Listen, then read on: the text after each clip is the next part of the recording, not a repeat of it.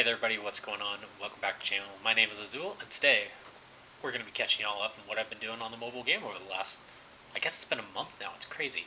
So today we're going to be focusing on some of the new items that I've added, specifically the enemies that I've added, taking damage, and even a game over screen, as well as just sort of a little sneak peek at one additional item that I've been working on as well.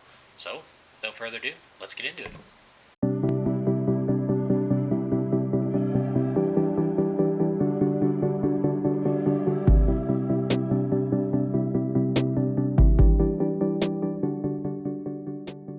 Alright, so what we have right here is I've gone in and developed a way to take a damage when the player interacts with something that requires them to take damage. So what I've done is I made these great big red cubes, and as we physically run into them, as you can see in the top left, we take damage, and when we die, we get a game over screen.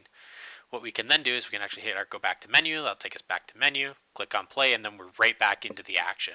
We don't have to map reset or anything like that, so not everything comes back, but ultimately, we can take damage now, get to a game over, so that is a great big plus. But taking damage isn't really enough. What we really want to see is we actually want to see enemies coming at us and shooting at us or something like that. So let's sort of work towards that next little stage right now.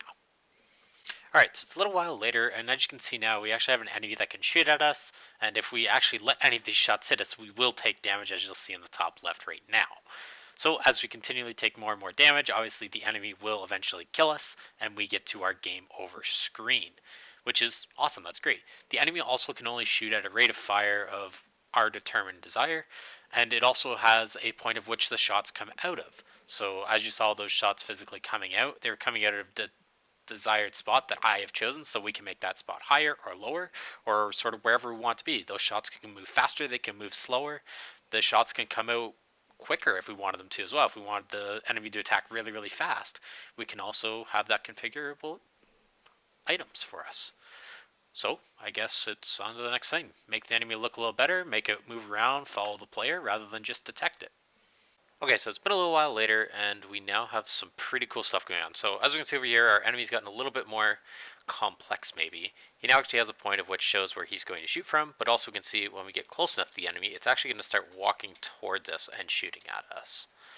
It doesn't understand directions or anything, or if it's going to fall off a cliff, but so far so good. So if I was to also come down here, we'd now see that our enemy is down here, and we can actually semi-glitch it out a little bit, where once the player actually gets on top of us, it'll just try to keep moving in our direction, so we can technically tap along and have the enemy move along with us. I'm not too worried about that right now, but I mean, it's just one of those cool facts. And you can sort of see, like, even after I leave the enemy and walk away, there's technically a cooldown on how long it has detected us for, so it will still keep following our player even in that time. We can all see that the character itself doesn't actually flip the enemy, so we still have to work in some of that logic. We have to do the same thing for the player, so let's see if we can get that worked out next. Let's go. Alright, bippity boppity boo, copied some code, and that's not doing anything. Oh my. Okay, that's not working. Alright, let's just go back to the drawing board. Okay, be right back. Okay, so I had everything set up backwards, apparently. I had everything going in reverse order and everything, but now everything works exactly as expected. So when we come into view here, the enemy will shoot at us, I'll try not to die, and we'll see when we fall down, he'll actually now move in the direction of which we are actively going as well. I didn't pick that up. Oh, get the hearts, get the hearts. And if we get out of his range, eventually he'll stop moving as well. Oh.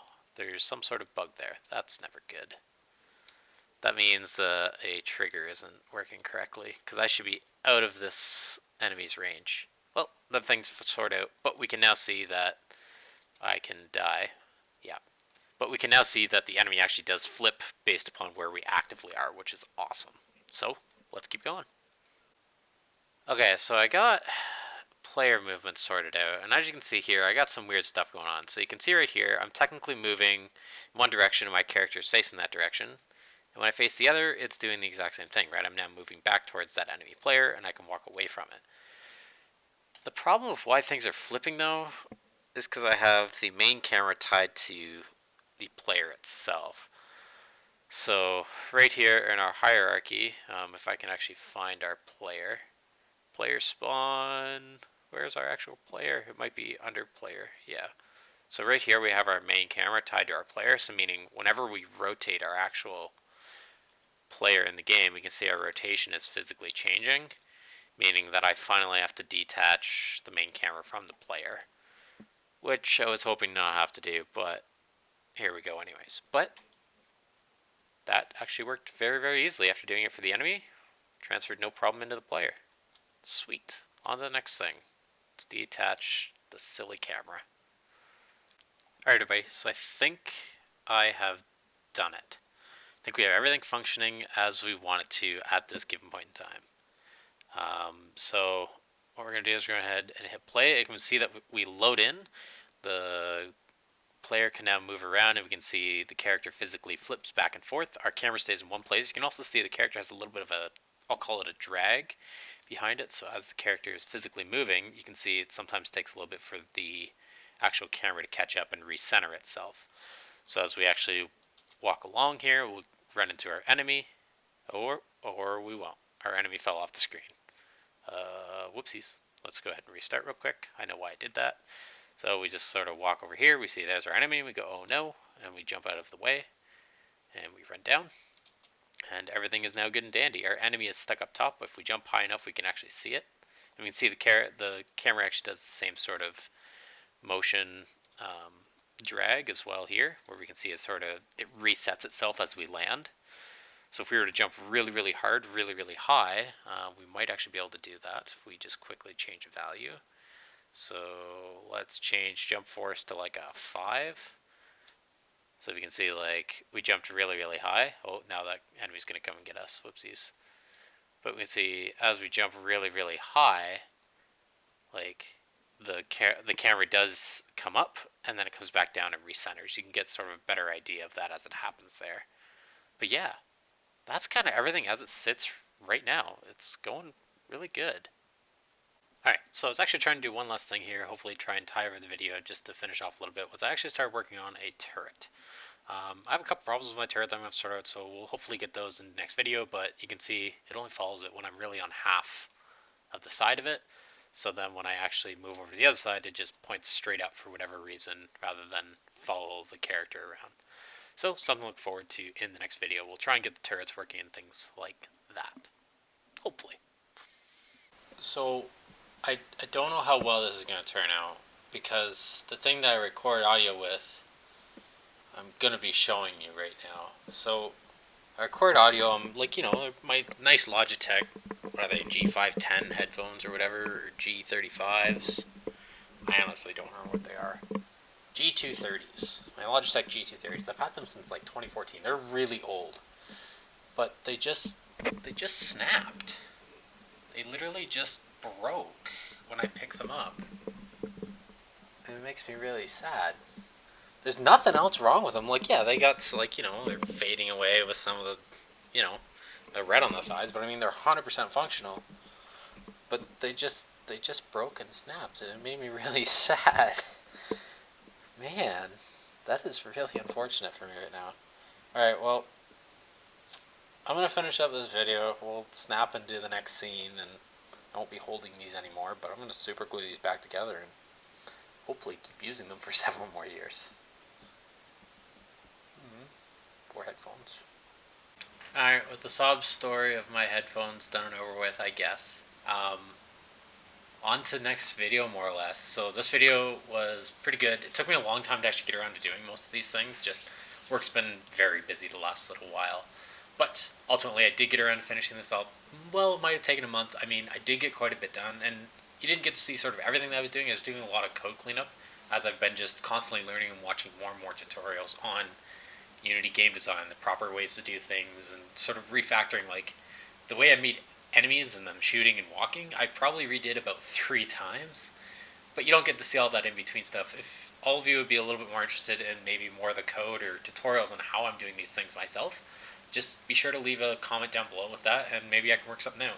I try and release devlogs on Thursdays, just sort of keep it consistent, so if I'm going to be releasing something devlog-y, or I guess anything Unity-based at this point. The channel's kind of doing a little bit of a pivot where I'm doing more than just playing video games now. So I want to try and keep that to a schedule on Thursdays, whether that's 1 week, 2 weeks, 3 weeks, or even a month later. You always know to at least look on a Thursday for these types of videos, which is exactly what today is, even though I'm talking about this a few days back. But anyways, this video, great success. Enemies done, showed you a little bit of my new turret design that I'm working on, and even showed you how I have the player moving back and forth, doing the flips, same with the enemy, right? That's all really cool stuff. And in the next video, I'm hoping to maybe just work on more of the damage type items. So I use Trello personally to sort of manage all of my stuff and sort of keep it all aligned and sort of what I'm doing. So in my Trello board, I still have a couple more tiles I actually need to create, specifically lava tiles, acid tiles, and I believe water tiles. So water was going to make us move slightly slower when we're walking through it. Lava would be take damage over time, and an acid would be like an instant death type thing. Or maybe acid would be damage over time and lava would be instant death. I don't really know. Leave your comments down below on what you think which should be which. I think they're both pretty bad either way. Lava should probably be an instant death, but I don't know. We can always flip them back and forth as well, which is pretty good. But that's sort of my next goal for the next video, is sort of getting those additional damage tiles in place, being able to slow down player movement. Maybe we have them move through mud tiles as well in the future, right? It's meant to be sort of cavey as we work our way through. But maybe we'll do a flip on sort of what type of biomes are going to work through. Maybe we'll make a space biome. Maybe we'll make a winter biome where you're traversing over a mountain or something, right? But it's also going to be quote-unquote level-based, where you go through about 50 of those levels of them, or up or down. Doesn't matter what direction we go. We'll just sort of keep working our way through. But yeah, if y'all liked the video, please be sure to hit that like button. That does help the channel go a very long ways. We actually just got over 160 subscribers the other day. That's kind of cool. 160 people over the last few years have decided to click that subscribe button. I hope you're one of those additional people too if you haven't done so already. But, as always, thanks for watching. My name is Azouel, and I will catch you all on the flip side. Bye-bye.